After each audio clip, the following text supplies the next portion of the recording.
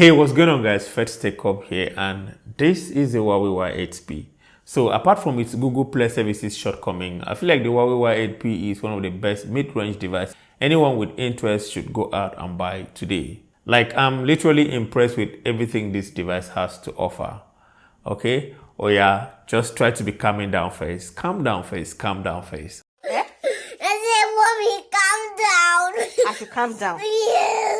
I should calm down. I'll tell you to be calming down. Don't calm me down. Don't calm me down. Okay, so now that you've calmed down, please kindly hit on that subscribe button down below to join this awesome family, and be sure to turn on that post notification right beside the subscribe button so you get alerted whenever I upload a new video. So without further ado, let's jump right into the video.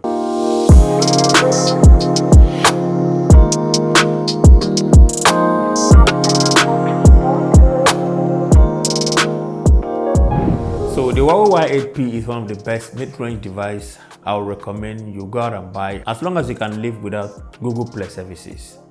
But first, let's talk about the design of this device. The Y8P is a device with a modest design that looks okay for a mid-range device or devices in this price category. It is made out of plastic, which is expected, but then again it looks and feels like a premium device. Though it doesn't carry that 2020 vibe, it carries almost the same design like the Y9S from 2019, apart from the notch on top. It comes in two colors, which is midnight black and breathing crystal, which is what I have here. It feels good in the hand and the build quality is very okay. So on the right hand side of the device, you find the power button and the volume rocker keys. To the left, you find a hybrid Nano SIM tray, which one of it comes with support for Nano memory card. Speaking of a Nano memory card, this is what it looks like. It's a hybrid setup, so it's either use a memory card with a single SIM or a dual SIM without a memory card. Moving on to the bottom part of this device, we have the speaker grill, a USB Type-C charging port, and a microphone. On top of the device, we have another noise cancelling microphone. So back to the Nano memory card again. I'll leave a link to it in the description box below, just in case you want to buy one. Alright? So moving on to the display, the Y8P comes with a 6.3-inch OLED display that looks very stunning. It is rich in contrast with good and accurate colors. So being an OLED display, you get deep blacks and much saturated colors. OLED is a younger brother of AMOLED, so with that you get almost the same technology but with a slight difference. The display on the Y8P is just good, and watching YouTube videos or videos in general is pleasing. So when it comes to the display, there is nothing much to complain here. So if you're still curious to know what's inside the box of the Huawei Y8P, it comes with a 10-watt charger, which is one of the things I don't like about it. At this price, I expected to see an 18-watt fast charger. You get a Type-C charging cable, a SIM ejector tool, a quick start guide, and a transparent silicone case, and the earpiece, and that's pretty much it inside the box. Okay, now let's talk about performance. As I said earlier on, the Y8P is one of the best mid-range devices you can buy today, and the performance is one of those areas I am really impressed about this device. So the Huawei Y8P comes with the Kirin 710F processor paired with 6GB of RAM, and it is a joy to behold. It is very responsive for almost anything you do on it. This is not to say it can compete with your favorite flagship device. All I'm saying is that it can handle your most demanding tasks with ease, which is what an average person would do on a smartphone.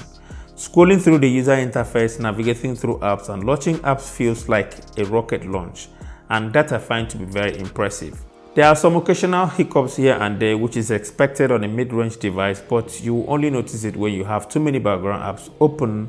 Other than that, performance is great. So the in-display fingerprint scanner on the Huawei Y8P works very well. It is fast, although it is not the fastest that I've tried, but it is fast and reliable all the time. Face unlock is a decent addition, but I don't like it that much because it is not so secure and it doesn't work well at night. So the Y8P comes with a single firing speaker that is loud, and I like the fact that the audio coming out of it is decent as well. I was told the audio test we normally do on this channel doesn't show or present a clear representation of how the device audio sounds, so I won't be showing you that in today's video, alright? But just take my word for it, the Y8P speakers sounded very okay.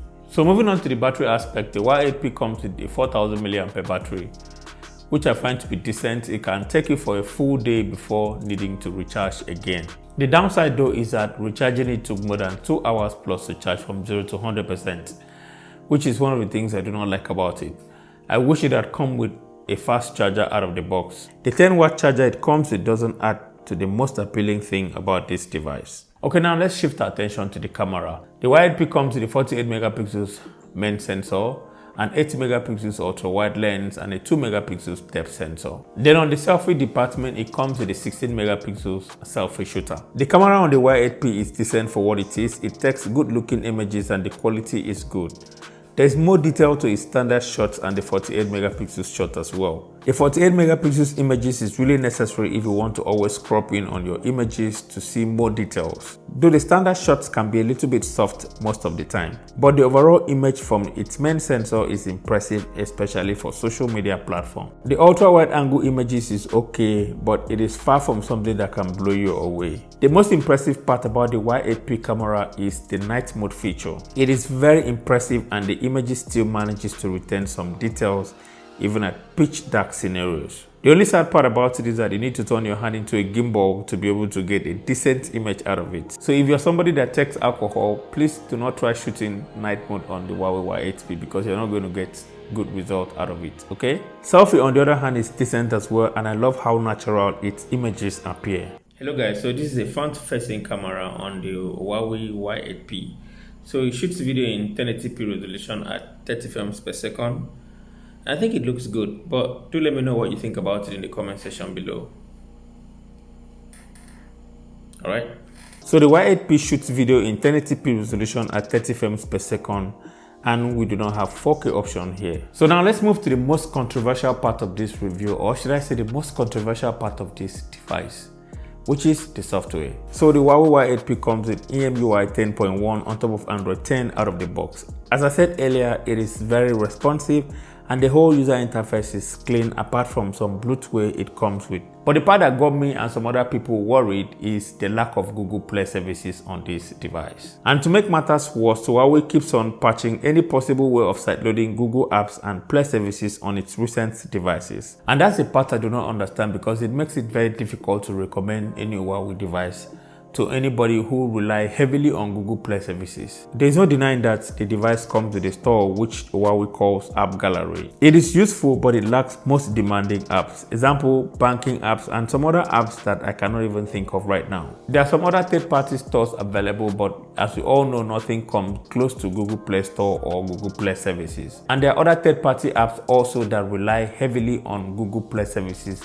before they can function properly on any Android device today. And that adds up to the already pending problem with no solution as we speak. But just share your thoughts with me in the comment section below. Let me know what you think about this situation. I posted a video yesterday on how to install the YouTube app on the Huawei Y8P and any recent Huawei devices. If you haven't seen that video yet, I'll leave a link in the description box below so you can go check it out, okay? And I also keep on posting any possible solution I come across on this channel, so you make sure you subscribe so you don't miss out, okay? I really love Huawei devices and I wouldn't want them to exit our market just because of one problem, which is Google Play services. But then just share your thoughts with me in the comment section below. Let me know what you think about these devices. Would you buy any Huawei device right now without having Google Play services in it? But then just share your thoughts with me in the comment section below. So in conclusion, I feel like the Y8P is a little too expensive for what it has to offer and its other shortcomings. The lack of fast charger out of the box and the core fact that it cannot run Google Play services doesn't justify that price tag for me or give much encouraging reason to buy or recommend it. The hassle to get most of the apps to work is something most people might not find worthy to spend that amount on. But if you're someone who can live with it, I'll highly recommend you go ahead and buy it, okay? Alright, that's been it for today. Thank you so much for watching. Just remember to share your thoughts with me in the comment section below. What you think about the Huawei Y8P and most recent Huawei devices in general. We know we have other alternatives in the market that do not come with any of these shortcomings, but I really like Huawei devices and I would really want them to stay. I would not want them to leave this market. So make sure you just share your thoughts with me in the comment section below what you think about it, alright? Thank you so much for watching and I'll talk to you in my next video. Bye bye.